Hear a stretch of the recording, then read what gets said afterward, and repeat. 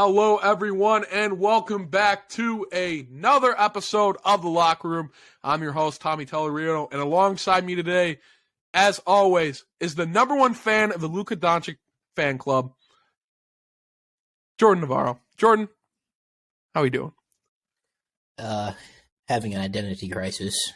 I'm stuck between rooting for my childhood team, the Chicago Bulls, and rooting for an organization like the Dallas Mavericks, and watching Luka, my favorite player, Mark Cuban, my favorite owner, and Kyrie Irving. Just Kyrie Irving. He's just on the team now. I was going to say, be careful about what you say right now. We don't need any bad publicity. Listen, Tommy, we don't talk about politics on this show. We don't talk about, anything like that. I would love to have Deshaun Watson on the show if we're talking about controversial figures. If he ever wanted to come on and talk, I would love to speak to him. Get a few things off the chest. I have some questions. Yeah, I got some questions. I just want to ask him. Well, I forget what NFL player it was, but I don't know if you saw the tweet. They asked where the best massage places are in Houston, and Deshaun Watson didn't answer him, which I'm shocked about. Yeah, he's got that knowledge. He's a connoisseur of massage, one would say, and to his elite, his top tier opinion. Yeah, I feel like he should share that info. Okay, we're not gonna do this. I don't know where. I don't know where you're going with this, but it's been a couple weeks. Jordan is digging himself out of a hole right now after a couple Sundays ago. But the Super Bowl is here this Sunday, finally. You said we weren't going to talk about this. I'm sorry. I know what I have to do. As far as I'm concerned, the Super Bowl doesn't exist. It's not being played. Oh, you pulling the Nick Bosa, but for other reasons? It doesn't exist. It's not being played. I'm sorry. I'm sorry that we have to do this. As Christian McCaffrey said, I hope both teams lose. We have to do this. I'm sorry. Fine, let's talk about it. It has to be done. Let's talk about it. Fine. We can't dodge it. We have to talk about it. Fine. There's other stuff that we can talk about. I know there is, but it's the Super Bowl, man. We'd be talking about it if San Fran was in here. Whatever. I'm sorry. It has to be done. I'm not upset. You are upset. I'm sorry. I don't know what you want me to do. I'm only one man. I wasn't on the team. I didn't let you down. Neither were our quarterbacks. Our quarterbacks were not. They were also not on the team that day. I know. It's okay. But it's going to be Kansas City and the Philadelphia Eagles. The first game was not – well, we're not going to talk about it. I mean, everyone knows what happened. But the second game was exciting. Kansas City gets some revenge on Cincinnati. It is not Burrowhead, as Travis Kelce would say, to those jabronis out there. But I think we're in for an exciting Super Bowl. What do you think? Again, I hope both teams lose. No, on a serious note, yeah, I mean, it should be a pretty good game. I don't know how to feel about the Eagles. I mean, I didn't, they're there. Congratulations. They beat us. The Chiefs, they had a good game against Cincinnati, got some revenge, like you said, but it was also, a little bit sloppy. Joe Burrow, he kind of did his thing. They had some chances that they didn't take advantage of.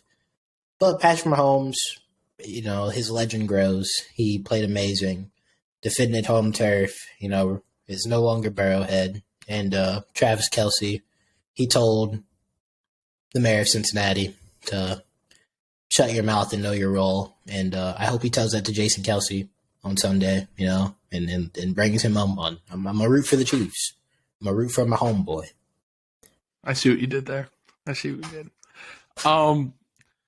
Yeah, I mean, I was I was shocked with how little pressure Patrick Mahomes got in the last game from the defensive line. Just because, Cincinnati, it's not the best defensive line, but they still create a lot of pressure, I feel like. He stood in there, didn't have to scramble. I don't know how the ankle's feeling coming up to this week. They haven't talked about it as much. What is Philly going to do different that Cincinnati didn't do? Well, I mean, we talked about it off camera a little bit. I've never seen, well, I have seen, but to this extent, I've never seen a quarterback be the reason a team wins so many games. They got rid of Tyreek Hill, and the offense is better by almost every metric. I don't know if there's anything you can do right now with the way he's playing. There's not a formula for going in and stopping them, Tommy. I mean, you go in, they have one weapon, like discernible, like this is a top tier elite guy, Travis Kelce. We've seen the past two playoffs, teams try to key in on him. He gets what he wants. Go ask Buffalo. You know what I mean? Like, he gets what he wants. Okay, sure, you stop Travis Kelce. There's no Tyreek Hill, so you should be, you would think, okay, we're fine. We'll let Marquez Valdez-Scantling beat you. So Cincinnati wanted to do. He beat him. We'll let Jerick McKinnon beat us. He beat him. Isaiah Pacheco, he beat him. Patrick Mahomes he is right now the greatest ceiling raiser in the NFL and the greatest floor raiser in the NFL, and it is not close. Joe Burrow's amazing. Amazing. I think he's the second best quarterback. There's still a gap there. We saw it on one ankle, Tommy. So I don't know what Philly does. I think you have to go in and just say, we talked about it last episode. It's almost like the Patriots now. Something's going to break their way. They're going to get a turnover because this defense just plays out of their mind in the playoffs. Patrick Mahomes is going to do some crazy play. He's going to run around in the backfield for 15 seconds and throw it across his body blindfolded to Travis Kelce. We just have to live with that. We have to execute on every single play. You have to almost play perfect to beat the Chiefs right now in every facet of the game. Their defense stepped up, I thought, in the Cincinnati game. They had a big pick in the fourth quarter. And the play, it didn't result in a pick, but there was a deep ball to Jamar Chase. And they brought so much pressure that it ended up hitting Jamar Chase in the head. I don't know if you're ever going to see that again by any other team. I mean, Jamar Chase looked a little silly on the route. Didn't look good. But I mean, Joe Burrow he couldn't get the ball into his, he just couldn't get it to him. Which is crazy to say. Joe Burrow just couldn't step up. Which he's known for that. Going back to college. He's Joe Cool. He stays calm. Yep. But I think what's different about this Chiefs team, at least the wide receiver running back room, for a while this Chiefs teams would just be fast. That's it. You get the ball in their hand, they run. I think they have more playmakers now. Travis Kelce, he is a playmaker.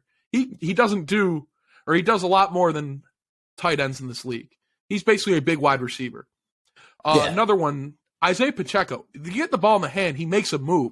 We saw in the last game, he got a couple crucial first downs where he extended the play. Kadarius Toney, another playmaker.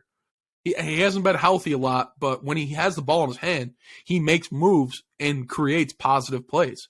I think that's what's different between these two offenses that we've seen in the past from the Chiefs and this year, where I think it's elevated a little bit more.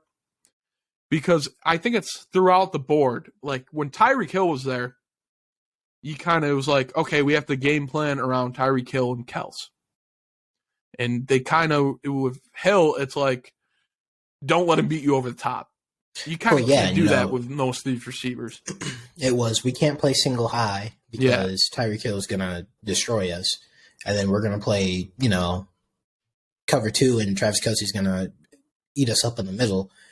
And you look at it now, and I think it was last year, we talked about making this Chiefs team drive down the field. You can't let them play blitzkrieg football and beat you super quick in one play. I think we saw Patrick Mahomes struggle last year, when they were trying to start to build methodical drives. We saw him struggle.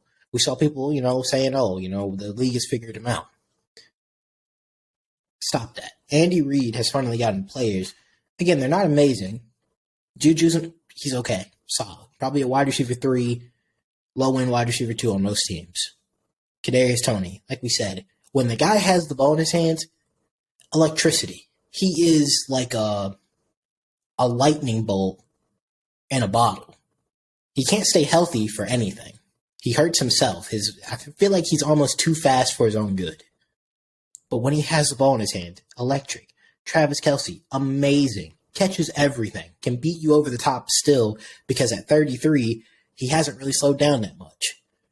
Then you got Marquez Valdez-Scantling. This guy who could only run straight lines with Aaron Rodgers has kind of diversified his route tree a little bit. Now, he's still not good, but he's a deep ball threat. Justin Watson, deep ball threat. So Andy Reid has personnel here, and let's not forget Isaiah Pacheco and Jerick McKinnon coming out of the backfield. Both of them can catch. They've gotten personnel that is okay with those methodical drives. They can get open in the middle of the field. Yeah, they don't have a Tyreek Hill. They're not going to beat you in one play. Not as much, but Justin Watson can still get behind you. Marquez Valdez-Scantling can still get behind you. But they're much more comfortable just going down the field at their own pace and hitting smaller chunk plays. That's what we saw Patrick Mahomes struggle with last year, and now we're seeing him excel in that this year, and we're seeing this offense be unstoppable.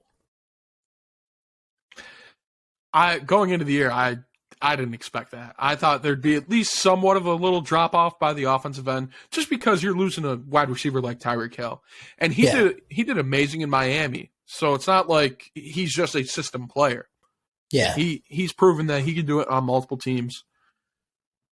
I think this defense will have a harder time though with Philly, just because Philly's offense is a little bit more dynamic than Cincinnati. I'm interested to see that matchup. It's the Jalen Hurts factor. Yeah. You have, to me, the secondary on Kansas City is the weakest part, but these rookie corners have been playing outstanding. But the strength of that defense comes from Chris Jones and Frank Clark. And really that front four in general, but Chris Jones and Frank Clark specifically, they can take over a game. We saw what they did against Joe Burrow. They took over that game, they made him uncomfortable, and it forced some errors. Philly is ultra dynamic. They are going to put so much responsibility on your linebackers and on your defensive ends to hold that contain, and your linebackers have to hold Jalen Hurts. If you let them beat you with this read option RPO that they love to run, it's going to be an extremely long day for you. Jalen Hurts is magnificent at running this. He might be the best quarterback in the NFL at running RPOs. You can't let him beat you. We saw against the 49ers. Our linebackers, again, I can't really speak on the second half because our defense was gassed. But when we had a quarterback in the first half, our linebackers had so much responsibility on their shoulders. And it neutralized our biggest strength. Sideline to sideline speed at the linebacker position, because you have to stay home against Jalen Hurts. You cannot bite on the running back. He's going to kill you if you do that. Not to mention, he can go over the top, extend plays. He can hit Devontae Smith and A.J. Brown off these same looks, off of the same plays. Their offense is ultra dynamic. And I feel like the 49ers kind of contained them in the first half. I feel like our defense obviously was better than the Chiefs. It's going to be a lot for the Chiefs to handle. And on paper, this matchup looks like it's going to be a shootout. So I feel like if the Chiefs don't come in prepared, or their defense kind of is lackadaisical against the RPOs and the read options, and They let Jalen Hurts get free. We're gonna be in for some fireworks in this game. Yeah, and a lot of people are saying that Kansas City is going to expose this pass secondary. I don't think they're going to get exposed for Philly's side. I think they do have a good pass secondary. Bradbury and Slay are great corners. I think it's going to be a difficult offense to overcome because Kansas City, the lowest they've scored this year is 17. It's going to be the best offense they've faced the whole year. I think the next best one they faced was Dallas. But Dallas put up a big, I want to say it was like a 40-point game. But yeah, that's divisional. Divisional games, you kind of have to take into account, like, okay, they see him twice, so anything can happen in these games. But I think this is going to be the best matchup. The Kansas City playmakers versus this Eagles secondary. Yeah, for sure. And, you know, we talked about that with the Niners and how the Niners, it's a completely different style where you're going to have to come down and tackle. Well, with the Chiefs, it's not like that. The Chiefs, you're not worrying about so much the individual playmakers. You're worrying about 15. You got to get him to the ground or force the ball out of his hands. That's the issue, and that's what he's so amazing at. We talk about Jalen Hurts and Lamar Jackson and all these guys extending plays. As fast and as agile as they are, they're not Patrick Mahomes. That's what's insane to me. You know, prime Aaron Rodgers would move around in the pocket, would extend plays, would make something out of nothing. He would do that and also be able to get out and run a little bit. Prime Aaron Rodgers. Patrick Mahomes does that 50 times better. He does things that a coach will look at and say, you should not be doing that. It's stupid. But it's not stupid because it's Patrick Mahomes. I mean, how many times, Tommy, have you seen him run around in the backfield for 10 seconds with nothing developing and then just out of nowhere throw something to the back of the end zone? It's a touchdown. That it's just like from some platform that he shouldn't be throwing it from, sidearm, shovel throws pass. A lefty. It's just nonsense. Just absolute nonsense. That's what you have to stop. That's what that secondary, you got to stay on your guys. When it becomes a scramble drill, it's on you. It's on the front four to get them down, but if the front four ain't getting them down, you're going to have to get rid of those opportunities down the field. Which I think the front four, I don't think they're going to get to them like they got to Burrow. I mean, they got to Burrow like 4 times in the first quarter. Cincinnati's got, compared to the Philadelphia line, it's way worse, I think. Philadelphia's got a solid line. Lane Johnson's a little banged up, so I'm interested to see that matchup, see how he does. Let's see if he can actually not false start every play this game. But you brought up being able to reroute guys. Trent Dilfer wouldn't agree with you about Aaron Rodgers being able to do that, I will say. Oh, yeah. Yeah. But I think you're completely right. It's Patrick Mahomes is so dynamic. You can't really game plan around some of the stuff he does. Listen, I was a number one Tom Brady hater before I finally just admitted that he's the GOAT, because the argument is just it is what it is. I can't argue against him anymore. But what made me so upset watching Tom Brady was the media and how much they love him. It's the same thing with Mahomes, but I also hated the way Tom Brady played.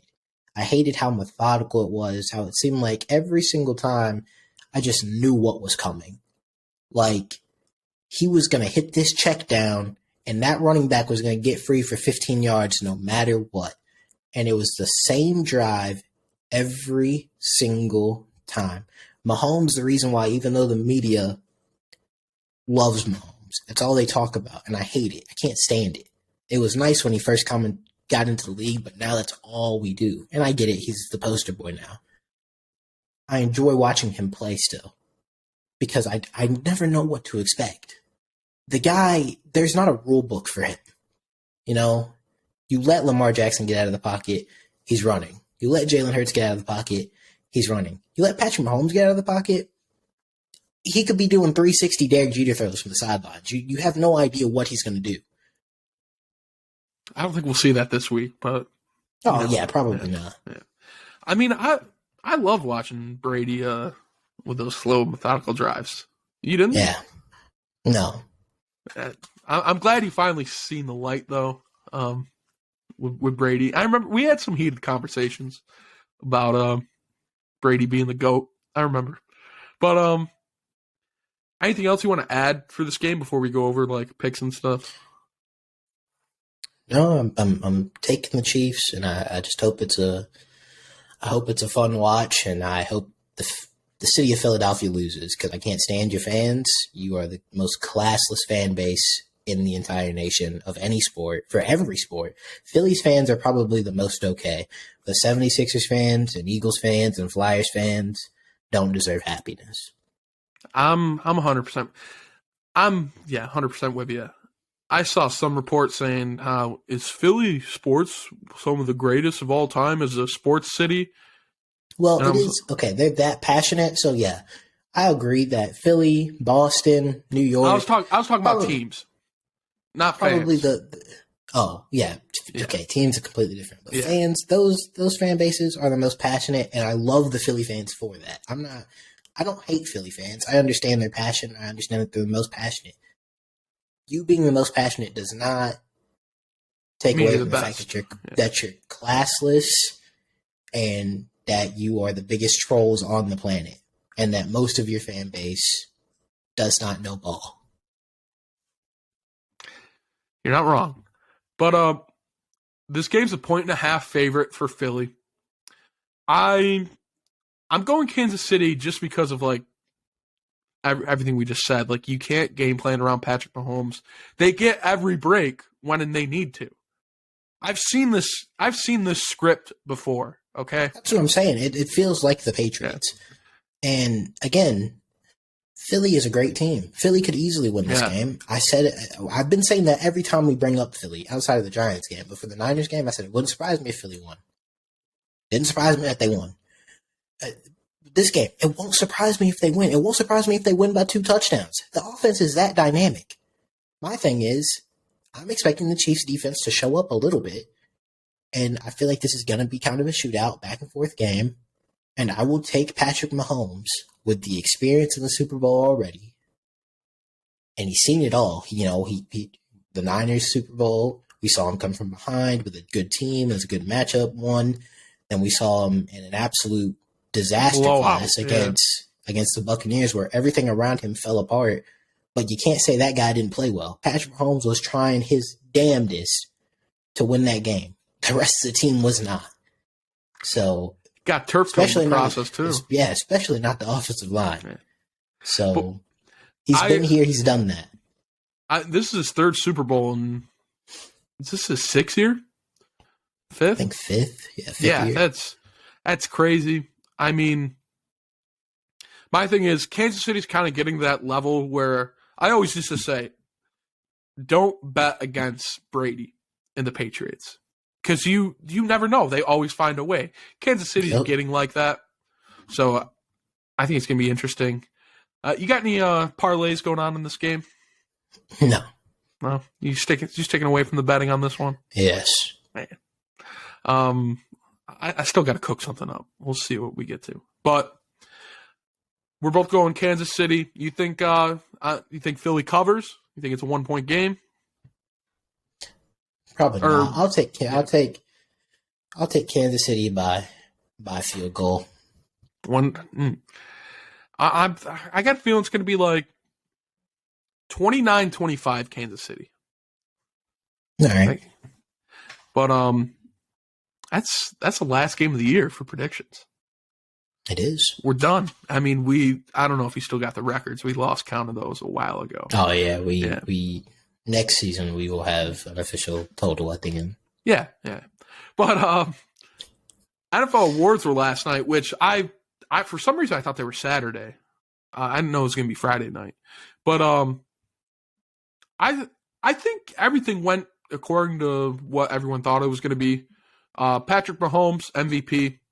Yeah, let's talk about that one first. I mean, really, it was Patrick Mahomes, and that was about it. I felt like people will say Jalen, and he had an amazing season. You don't discredit him for not winning MVP, but he did miss 2 games. And I think that's what ended up dinging him ultimately. But I mean, I don't think even if he played those other games, he would have caught Mahomes because it was just his year. Yeah, I mean, I think this is better than his first MVP year. Yeah. If you just look at all the stats, there's no way I feel like Jalen Hurts. I don't want to say he doesn't come close, but there's still a gap. And then after those two, no one should be in contention. I feel like outside of those two, just because the MVP is a quarterback award now. You know, it's going to just be quarterbacks. Offensive Player of the Year, Justin Jefferson. He was the favorite. Behind him was Tyreek Hill. Patrick Mahomes and Jalen Hurts were also in the running. I feel like if you're going to just have MVP be quarterback award, Offensive Player of the Year should be someone who doesn't play quarterback. Yeah. Outside of them was McCaffrey, Kels, A.J. Brown, and Saquon. I think they got it right with Jefferson.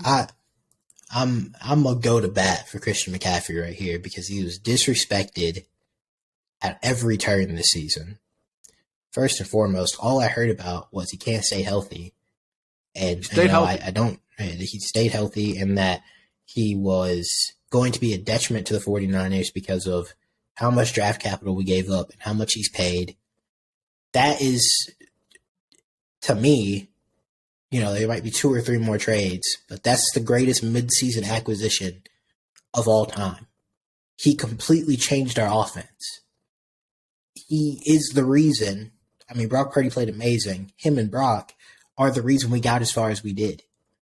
And I'll be damned if the rest of the team got their ass beat by Philly and we just got worn down and I'll be damned if that offense gave up because they didn't. And Christian McCaffrey tried his hardest to win that game without a quarterback. He scored. Doesn't get any love. Yeah, he doesn't get any love for Offensive Player of the Year. Didn't get any love from Comeback Player of the Year. He was snubbed on the All-Pro teams. Christian McCaffrey was that guy this year. I mean, he's Kyle Shanahan's perfect running back, I feel like. Yes. He fits the system so well. I mean, when healthy, he's always been one of the best running backs in the league. Give this man his flowers again. But I think they got it right with Jefferson. Oh, yeah. I mean, it was really a race between him and Tyreek Hill this entire season to see who would get to 2K yards. And honestly, if Justin Jefferson played with Patrick Mahomes, he would get 2K yards. Unfortunately, he plays with Kirk Thuggins. So, very unfortunate. Cousins. Yeah. He couldn't get there. I think there's probably going to be many more for him to come. I'm excited to see what his future looks like. Hopefully, it's not going to still have Kirk Cousins in the future, but you never know. Defensive Player of the Year, this one's no shocker. I mean, Nick Bosa, we've been saying it for weeks. I will admit it should have been closer between him and Reddick. I think Reddick had an unbelievable season, but yeah, I mean, Nick Bosa, he's been getting disrespected the last couple seasons, so I'm glad that he finally got his flowers and got the Defensive Player of the Year award, and it's not automatically going to Aaron Donald every season anymore. Yeah, Aaron Donald, there was a year with TJ Watt where everyone thought TJ Watt should have got it, Aaron Donald got it. I mean, Aaron Donald's great, but there's also guys who can be just as good as him on these defensive lines. A couple of guys in the running. You said Reddick. Micah Parsons was up there too. I mean, he slowed down at the end of the year, but he does a little bit more in the pass game in the zone coverage. That's why he wasn't getting the sacks. And honestly, I think he just got tired out. And I think it showed. And he got fatigued towards the end. Myles Garrett was also in the running. I mean, Myles Garrett is great, but I don't think he stood out compared to the guys in front of him. Same with Max Crosby. He had a terrific year. I think he was an all-pro snub. I think he definitely should have been able to be on a team. Chris Jones, it's weird because usually a lot of people step up in the playoffs, like their numbers go up. For him, it's a little different. Like last week or 2 weeks ago was his first career postseason sack, wasn't it? Yeah. I mean, he put up around 15 in the regular season. But again, Nick Bosa, I think there's still a step above Chris Jones, at least on the defensive line. I think he's way better. And what's crazy is that Nick Bosa did this on the worst iteration of the San Francisco 49ers line in terms of depth that I've seen in the past couple of years. The defense as a whole was much better, but our front four was probably the weakest it's been since He's been there. Maybe. Yeah, maybe since he's been there. And he was getting triple teamed and double teamed all season, and it didn't matter. He took over games. And, he did struggle in the playoffs a little bit, but the entire line struggled. I think we just kind of got exposed on that front, to be honest. But he had an amazing season. I'm glad he got his flowers and got an award to prove how good he was. Hey, you never know. They might be able to bring in Joey Bosa, have a Bosa line. Oh, stop. That's your dream right there. Man. I'll let you keep dreaming on that one. But we'll go to Offensive Rookie of the Year. Ended up going to Garrett Wilson, which he was probably the most consistent out of these guys, I feel like, and played the most. Well, you have him and Kenneth Walker. I felt like we're 1 and 2. Yeah. In my eyes. Brock was up there, but to me, if you put Brock Purdy up there, you should have put Breece Hall up there, because even in the amount of games Breece Hall played, he was just as impactful. I know it's a completely different situation. He's a quarterback going to the NFC Championship game, and Breece Hall is on the Jets. But Breece Hall was electric, and I feel like he got that injury so early in the season, people just forgot about him. But if Breece Hall had stayed healthy, he would have been the runaway Offensive Rookie of the Year. So if you put Brock up there for half a season, you should put Breece Hall up there. But yeah, Garrett Wilson put up 1,100 yards, dog, with me and you throwing to him. Like, come on now. I would never expected it. I'm not gonna lie, but I'm glad he brought that up about Brock Purdy, because I was just about to say that. He had a tremendous year, but he only played 6 games, so it's like you can't really take into account compared to some of these other guys. Christian Watson was also in the running. I don't think he should have got it, just because he was terrible in the first half. And for the same reason, Chris Olave, I know people love Chris Olave, and I'm a huge Chris Olave fan as well. I think he's going to have a great career in this league. He slowed down a lot in the second half. A lot. And, that can be attributed to the offensive struggles that the Saints had, but Garrett Wilson played on a much worse offense, and he did not slow down. He only got better as the season progressed. And it's crazy because the Defensive Rookie of the Year, Sauce Gardner, for the Jets.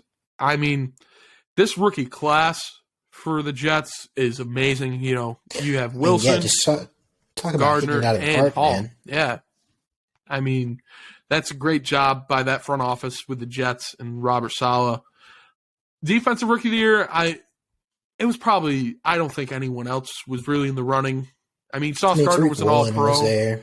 Yeah. And the guy, Woolen was behind him. Hutchinson was also behind him. Hutchinson was good, but, we're talking about Aiden Hutchinson, who had a great rookie year, but Sauce Gardner was an all-pro. How you can't deny the guy Rookie of the Year with that. Sauce Gardner came in and is already a top 5 corner in the NFL. So there's just not a whole lot you're gonna do there.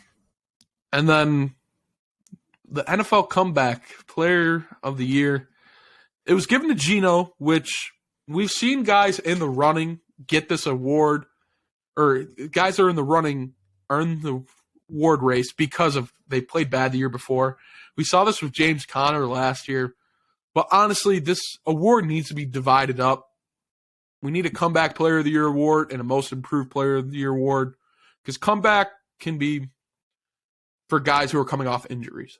We see it a lot in the NFL. Absolutely agree. And we talked about this right before we recorded this. Nick Gates, I felt like should have been Comeback Player of the Year if we're going off of what we want to talk about, because Alex Smith, listen, Alex Smith is an amazing story. It's a miracle he was able to step back under center on an NFL field. But come on, man, he didn't play well. You know what I mean? And I 100% agreed with him getting comeback player of the year. I'm not, trying to down him getting the award. I agreed with it. I think he should have gotten it just because the work and effort he put in to get back on the field is miraculous. The same thing can be said for Nick Gates, but because he plays offensive line, he gets no love. What did Geno Smith coming back from, man? Being ass? Back. Yeah. Being a backup his whole career? Listen, it's a great story. I don't disagree with him winning the award. I'm just saying, give him most improved. Let him win that award. Let the comeback player of the year award to highlight these stories of players, doing amazing. Persevering and yeah, I feel like, I don't want to say it's a pity award, but if DeMar Hamlin plays a full season next year, DeMar Hamlin probably going to win comeback player of the year. Yeah. Which, I mean, in that case, rightfully so. Yeah, I mean, I'm not denying that. I'm just saying we're being inconsistent with the award depending on what the storyline is.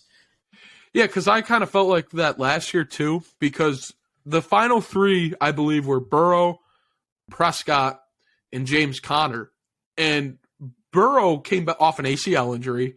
We saw Prescott's injury. I mean, he snapped his ankle in half. And then James Conner he's coming back from a bad season with Pittsburgh. Yeah. So it's like, come on. And then this year, some of the other players who were in the running for it, Saquon, he's coming off numerous seasons with injuries. Christian McCaffrey, again, probably the last 2 seasons before this, he was battling injuries the whole year. Yeah. And then you have Jared Goff. It's like, what's he coming back from? He got traded to Detroit and didn't have the best season. It's like, come on. And then Derrick Henry, I kind of get this one just because he was coming off the ACL injury. No one expected him to be as good as he did, or as he was again, I feel like this year. Foot injury. Yeah, or it was a foot injury. I'm sorry. I'm usually running backs. I'm always thinking knee injuries. Yeah, of course, yeah, obviously. I'm sorry. But like you said, this needs to just be divided up because say Geno Smith does get the most improved.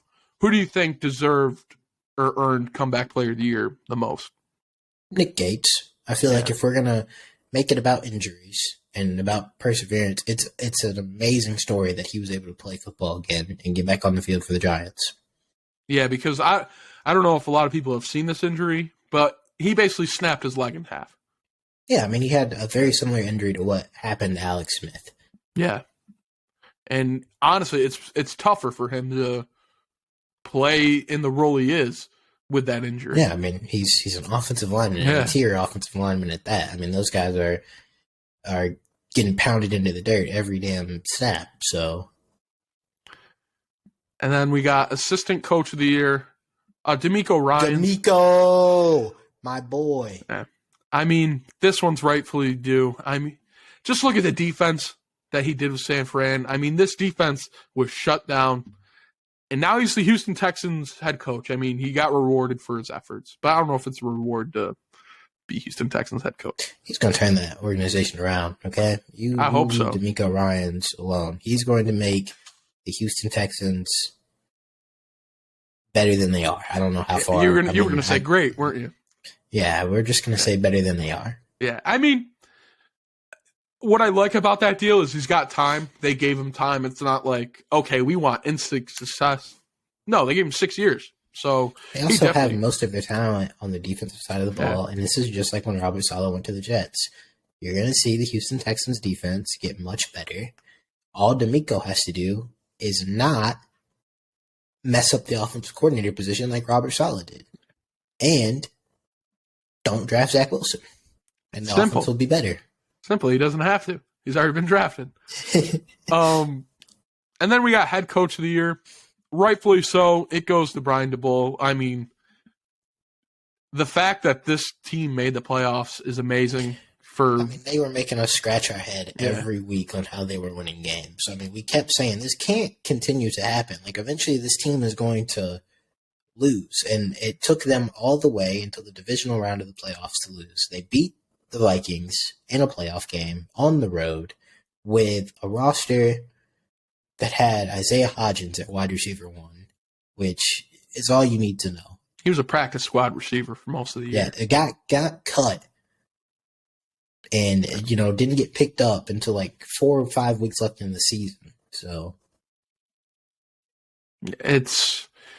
I know I was completely shocked with how well New York was playing, just because you look at the roster and the talent. They shouldn't be in some of these games. They have defensive talent, but the offense they were able to stick up with some of them. Yeah, no business being in this. And, you look at Daniel Jones, he had 15 passing touchdowns this year.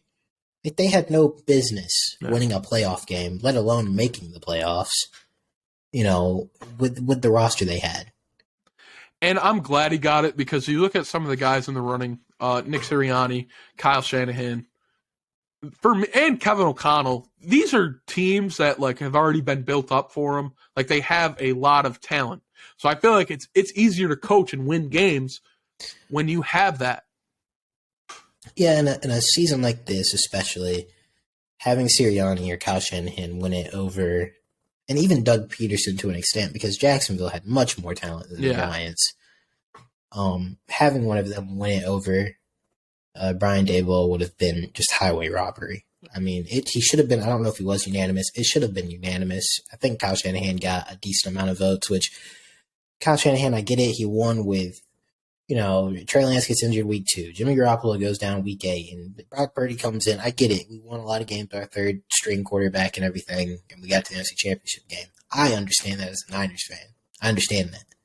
He also had the best defense in the league, the assistant coach of the year, and an offense that is not built around elite quarterback play. What did Brian Daboll have? They didn't give him his own quarterback. He had to work with Daniel Jones, and he pretty much turned Daniel Jones into the prototypical game manager. He tried to give Daniel Jones the least amount of responsibility possible, but it's not like he had any weapons to, make it easier for him. He's throwing the ball to Isaiah Hodgins. Yeah. So it was just simple. It should have been unanimous.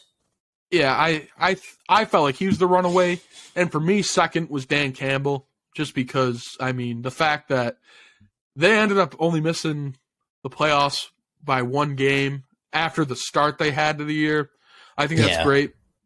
He secured another year at that job, because if they went with a 3 or 4 win season, I felt like he would have been gone, just because they would have been okay, you're not really making any progress. Yeah, if you don't make any progress and you're investing all this capital and you're signing all these guys, then it would have been a bad look. But I think that's what Coach of the Year should be like. Not who has the best record, just who has done the best with the talent they've been given.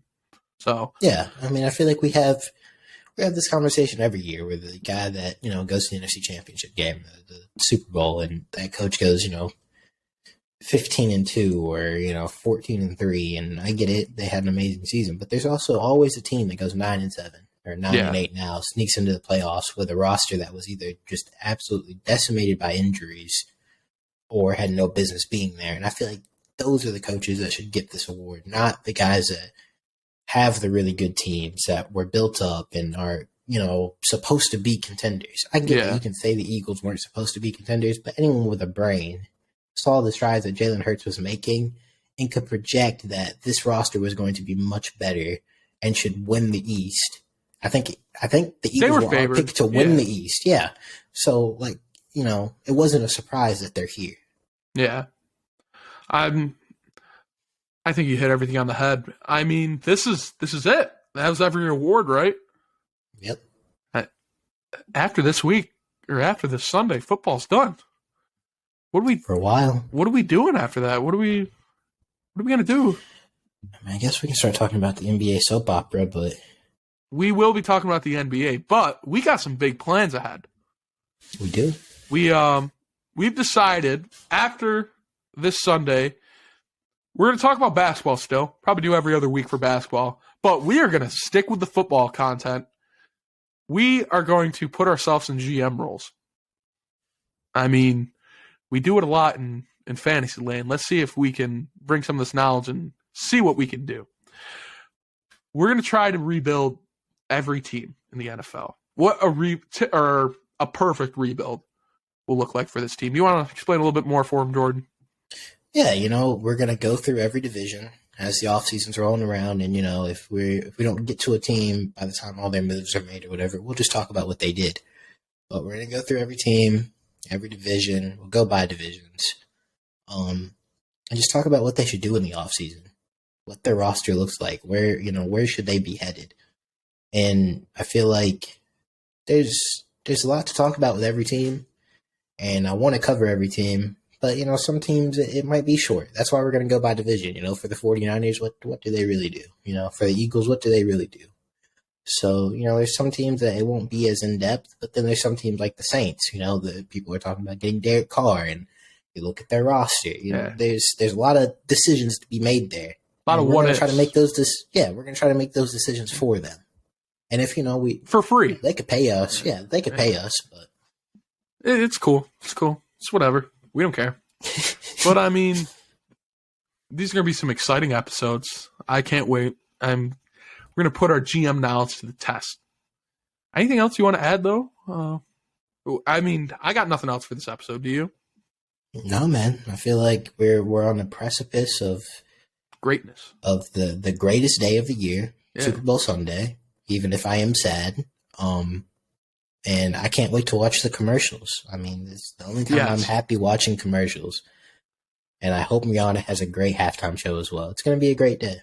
I'm excited for the Rihanna halftime show, and I need to defend her because Stephen A. Smith a couple weeks ago said it should have been Beyonce. There's nothing. Rihanna is amazing.